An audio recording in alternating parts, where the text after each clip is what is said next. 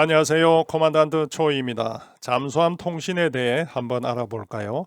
우리가 사용하는 휴대폰은 전파가 통하는 곳에서만 사용할 수 있습니다. 밀폐된 엘리베이터 안에서는 휴대폰이 터지지 않는 경험을 해보셨을 것입니다. 물속에 있는 잠수함은 마치 엘리베이터를 타고 물속으로 들어간 것과 같은 것이기에 휴대폰이 터지지 않습니다. TV를 보거나 라디오를 들을 수도 없죠. 그런데 잠수함은 통신이 필요합니다. 잠수함의 작전 명령도 내려야 하고 필요한 정보를 제공해야 합니다. 핵미사일을 가지고 물속에 대기하고 있는 SSBN 잠수함은 유사시 발사 명령을 받을 준비를 하고 있습니다. 세상과 단절되어 물속에서 오랜 기간 동안 생활하는 잠수함 승조원들에게 주요한 뉴스나 프로야구 소식도 전달하고 승조원 중 경조사가 있다면 소식을 전해야 합니다. 그런데 잠수함 통신은 육상 지휘관이 통신기 전화기를 들고 지금 뭐하고 있어? 빨리 돌격해! 하는 육상 상황을 생각하면 안 됩니다. 물속에 있는 잠수함과 통신하는 것이 기술적으로 제한되고 잠수함의 생명이 엄밀성인데 필요하다고 바로 부를 수는 없는 것이죠. 그럼 잠수함과 통신할 수 있는 방법은 어떤 것이 있는지 알아볼까요? 잠수함이 물속에 있다 할지라도 유선 전화기가 있다면 통화를 할 수 있습니다. 예를 들면 해저에 착지한 잠수함이 유선 부위를 수면에 띄우면 이 부위 안에는 전화기가 들어있어서 수상에 있는 인원과 유선 통화를 할 수 있습니다.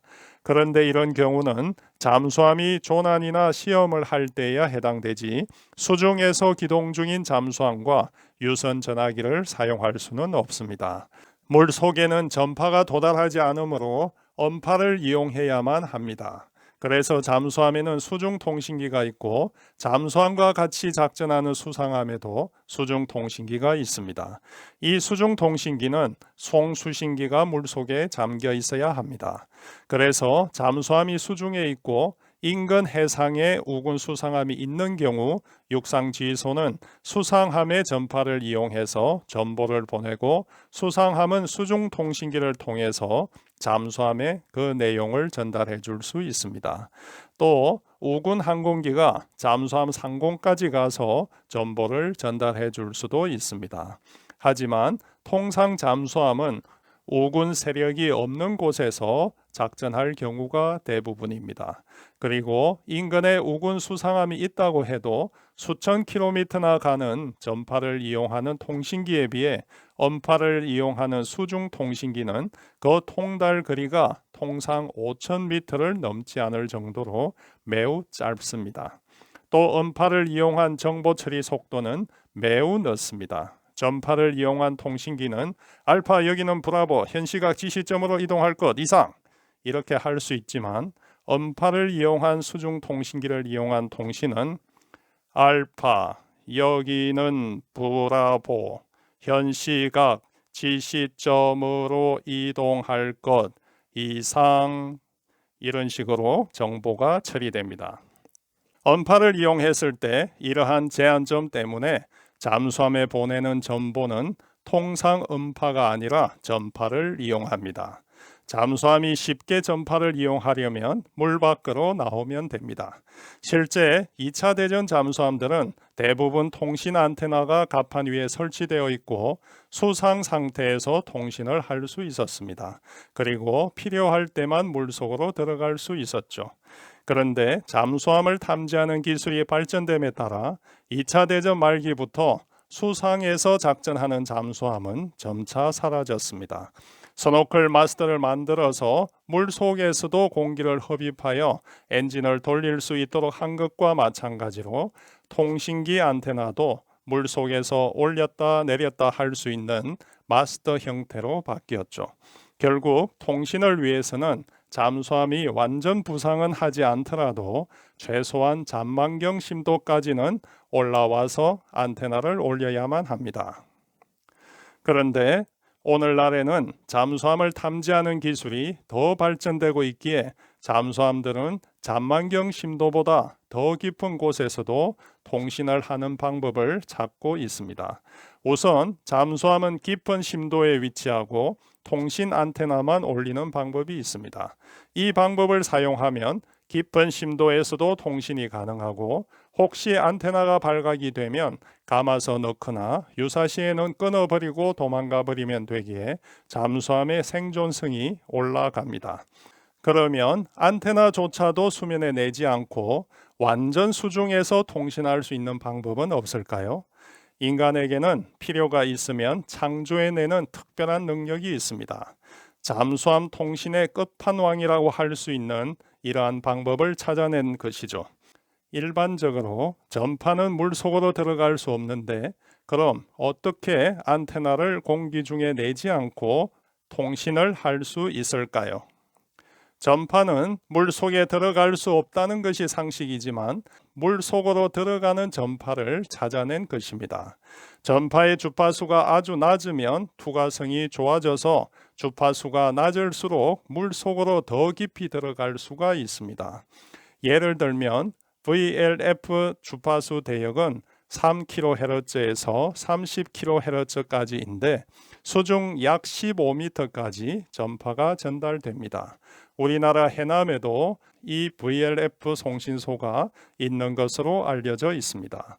그리고 이보다 더 저주파인 ELF 주파수 대역은 3Hz에서 3kHz까지인데 수심 약 100m까지 전달되고 특수 안테나를 이용하면 수심 400m까지도 전달된다고 합니다.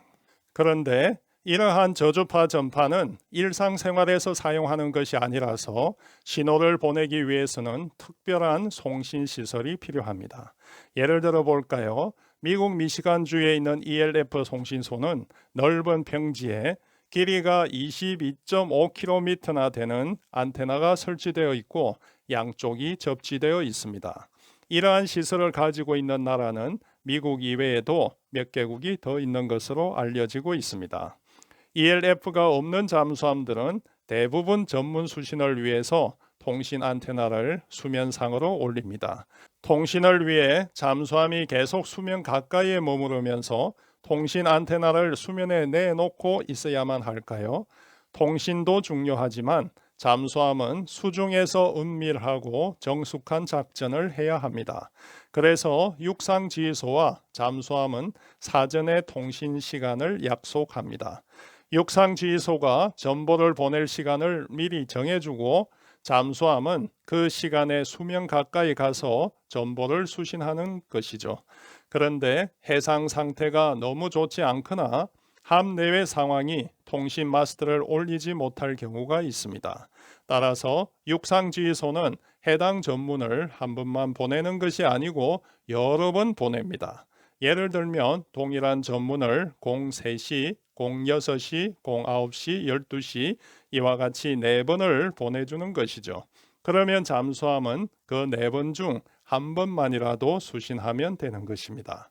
그러면 이 정보를 보내면 우군 잠수함만 듣는 것이 아니라 적국도 듣는 것 아닐까요? 전파가 전달되는 곳에 적국의 수신기가 있다면 들을 수 있습니다만 잡음을 들을 수는 있을 뿐 무슨 내용인지는 알지 못합니다. 왜냐하면 육상지휘소와 잠수함 간에만 통하는 암호 장비가 있기 때문이죠. 잠수함이 송신을 하면 위치가 노출될 수 있으므로 일반적으로 잠수함은 송신을 하지 않고 수신만 합니다.